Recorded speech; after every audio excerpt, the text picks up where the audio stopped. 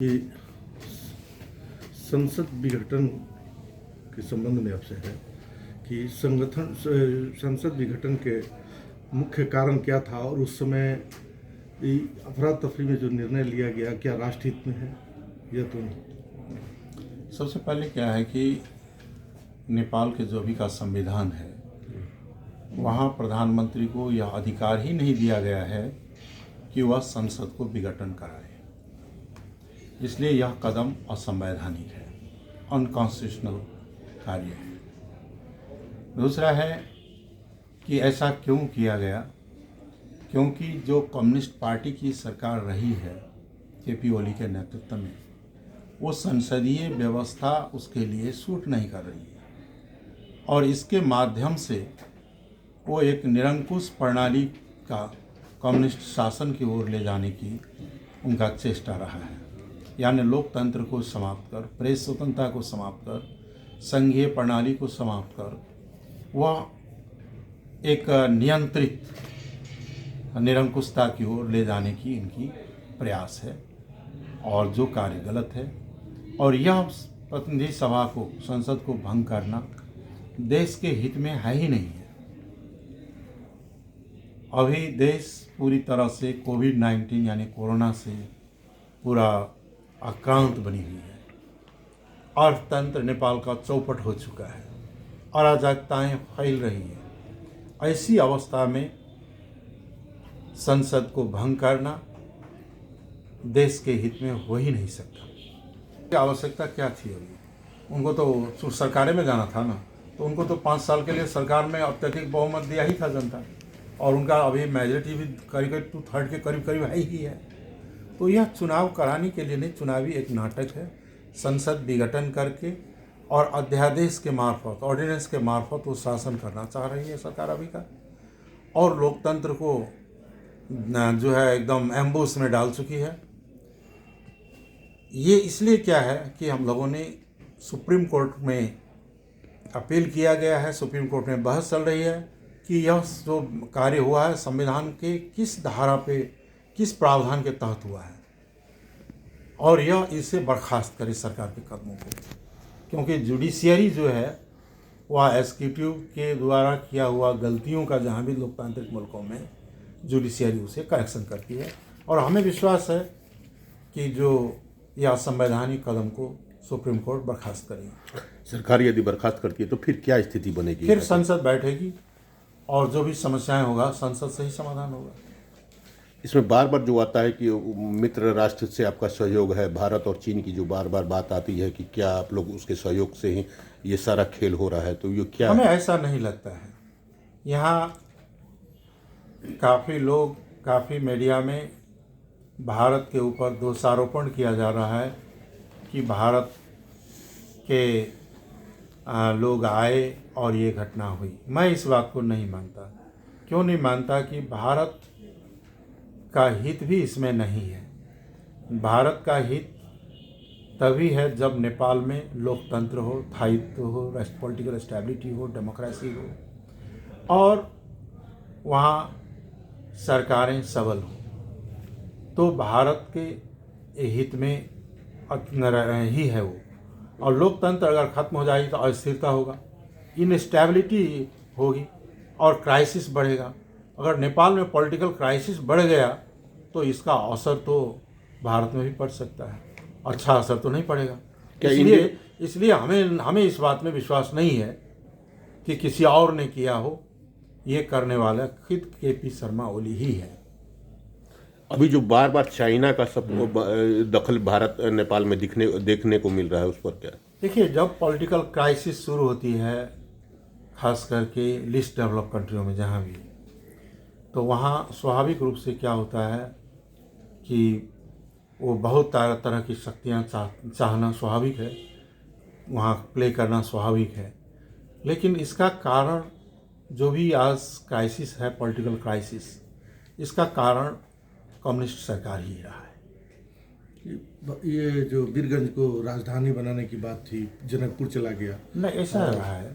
और ये बराबर जो क्षेत्र में यहाँ के लोगों में जो चर्चा है कि ये जो जितने भी मधेशवादी दल के प्रमुख हैं ये सारे लोग पूरब के लोग हैं, पूरब की तरफ खींच करके लेके चले गए, जबकि मधेश आंदोलन से लेकर के माओइस्ट आंदोलन से लेकर के जितना भी था उस सबसे सर्वाधिक योगदान जो है इस क्षेत्र का रहा। ये सब आपने सही कहा है कि बीरगंज तो कैपिटल सिटी है, मतलब फिनेंशियल कैपिटल जो है ये है, आर्थिक राजधानी तो बीरगंज ही है देश का ही, इसमें कोई डाउट नहीं है। और जहाँ तक प्रदेश की राजधानी अभी बनी नहीं है, घोषणा नहीं हुई है कहीं, अभी डिस्कशन में ही है। कुछ लोगों ने बीरगंज का प्रस्ताव रखे, कुछ लोगों ने जनकपुर के रखे हैं, कुछ कहीं का रखे हैं, कई तरह का प्रस्ताव वहाँ आया है। वो प्रस्ताव अभी उसमें डिसीजन नहीं हुआ है, अभी अंडर डिस्कशन ही है अभी जो और यह राइट जो दिया गया है 2/3 मेजोरिटी से जो है, मैं आपको यह प्रदेश सभा के 2/3 मेजोरिटी से ही तय होगी कि कौन राजधानी होगा किस जगह और क्या नाम होगा प्रदेश का। यह करना अभी बाकी है, यह डिस्कशन ही है। और हम लोगों की सवाल जहाँ तक है कि 2/3 मेजोरिटी तो हमारा नहीं है, इसलिए हम लोगों ने नामकरण भी नहीं कर पा रहे हैं। तो इससे पॉलिटिकल नेगोशिएशन में ही आधारित होगी इसकी, और ये डिस्कशन में अभी भी है। अभी आप वहाँ पे बोले थे ऐसे कि थर्ड वर्ल्ड वार के जो संभावना प्लेटफॉर्म के नेपाल हो सकता है, आप किस नहीं, ये थर्ड वर्ल्ड वार की बात नहीं है। मैंने कहा कि अब पहले first world war, second world war के टाइम में कॉन्फ्लिक्ट जोन के रूप में यूरोप था, सारे यूरोपियन देश सब लड़ रहे थे। इसके बाद कुछ समय के लिए मिडिल ईस्ट की ओर आया। अब एशिया पैसिफिक रीजन जो है, खासकर हिंद महासागरीय क्षेत्र जो है, आपको इस क्षेत्र में जिस तरह से सामरिक शक्तियाँ बढ़ रही है और व्यापारिक कारोबार बढ़ रहा है, तो ये विज्ञ लोगों का खास करके जो मैं अध्ययन करता हूँ, तो ये कहता है कि आने वाला युग में कॉन्फ्लिक्ट जोन के रूप में, युद्ध ही होगा ये नहीं, लेकिन तनाव के युग के रूप में जो है एशिया पैसिफिक ही अभी जो बॉर्डर पे यह चीज़ आ रही है। ये माना जा रहा है कि ये सरकार जो है, और आप लोगों ने कभी आवाज़ नहीं उठाया, पिछले 11 माह से ये बॉर्डर जो है, मधेश का बॉर्डर जो है सील नहीं, हमने प्रधान और इसका गौर साइड वगैरह का सब बॉर्डर जो है नहीं, ये बॉर्डर हमने समझा, ये बॉर्डर अब बंद करके रखने का कोई अर्थ नहीं है। बॉर्डर को खोलना चाहिए और आवत जावत कारोबार पैदल आवे, गाड़ी से ना आवे, गाड़ी थोड़ी कोरोना बुलाद के लाता है ना, ये गलत नीतियाँ हैं। हमने प्रधानमंत्री को लिखित रूप में सर्वदलीय बैठकों में, मीटिंग में हमने प्रधानमंत्री को कहा कि इसको जल्दी खुला किया जाए, और हमारी पार्टी की ओर से भी हम लोगों ने सरकार से डेलीगेशन जाके मिल के बताए कि यह बॉर्डर अब खुला हो और कारोबार सुचारू रहे।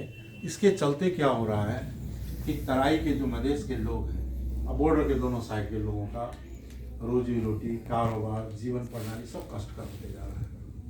और हमारे पार्टी के निर्देशन पे ही लोगों ने, हमारे पार्टी के नेताओं ने बॉर्डर पे महीनों भर धरना भी दिया है, यहीं के बॉर्डर में भी, जगह जगह बॉर्डर में। तो इसलिए हमारी कहना है कि बॉर्डर ओपन और पहले जैसा तुरंत हो।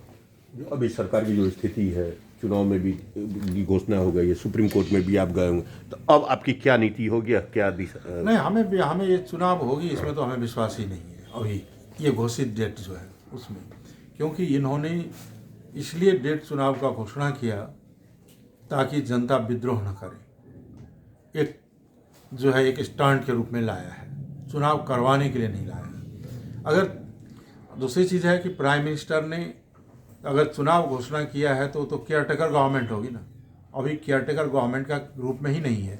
अभी कुछ ही दिन पहले कैबिनेट का एक्सपांड किए हैं, पूरे पॉलिटिकल अपॉइंटमेंट कर रहे हैं, तो कहाँ चुनाव का कोई नॉर्म्स है वहाँ।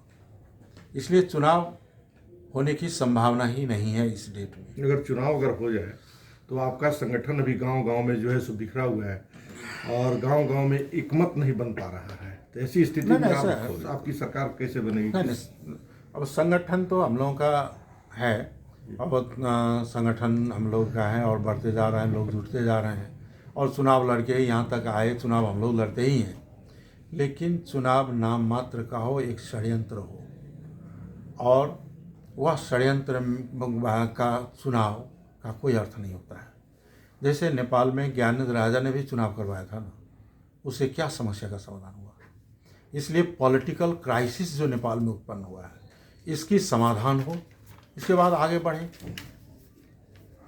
अभी जो भारत के साथ लिपो पानी वगैरह की जो विवाद है उसको लेकर ये 14 तारीख को जो बैठक हो रहा है उसको आप किस रूप में देखते हैं, क्या लगता है? मैंने देखिए, जो भी नेपाल और भारत के बीच में प्रश्न खड़े होते हैं, दोनों देश बड़ा मित्रतापूर्ण ढंग से वार्ता करके इन समस्याओं का समाधान निकाले और निकालेगी। यही एकमात्र रास्ता है।